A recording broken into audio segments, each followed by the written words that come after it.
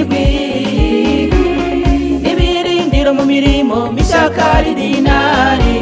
Antoine Kambanda ubaye uwa mbere utsinze iki gitego u Rwanda rwashimishijwe n'ikamba wambitswe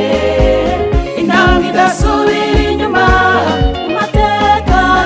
ya Kiliziya Ntagatifu Gatolika mu Rwanda hamya ibigwi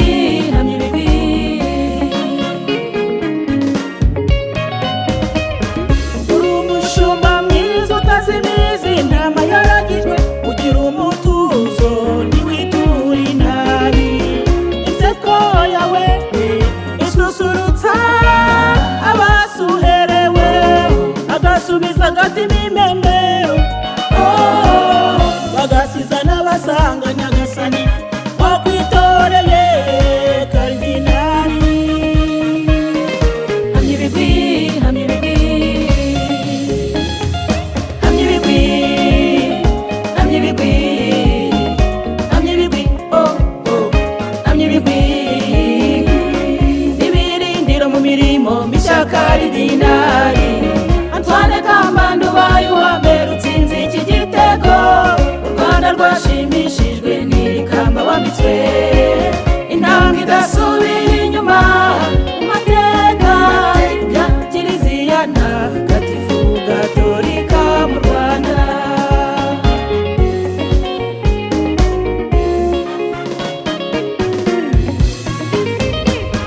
ubufatanye na leta mu guteza uburezi imbere imibereho myiza y'Abanyarwanda nibyo kwishimira bibakomereza intambwe mu buzima muri Kiliziya Gatolika mu Rwanda no ku isi hose uramamaza Kristu Umwami karidinari hamya ibigwi hamya ibigwi hamya ibigwi hamya ibigwi hamya ibigwi hamya ibigwi n'ibirindiro mu mirimo mishya karidinari Antoine Kambanda ubaye uwa mbere utsinze iki gitego u Rwanda rwashimishijwe n'ikamba wambitswe intambwe idasubira inyuma mu mateka ya Kiliziya Ntagatifu Gatolika mu Rwanda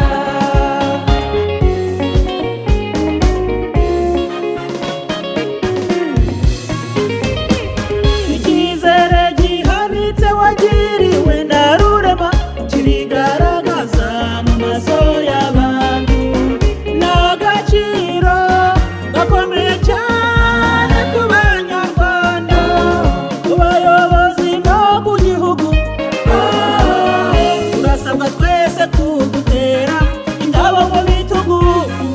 karidinari hamya ibigwi hamya ibigwi hamya ibigwi hamya ibigwi hamya ibigwi hamya ibigwi n'ibirindiro mu mirimo mishya karidinari Antoine Kambanda ubaye uwa mbere utsinze iki gitego u Rwanda rwashimishijwe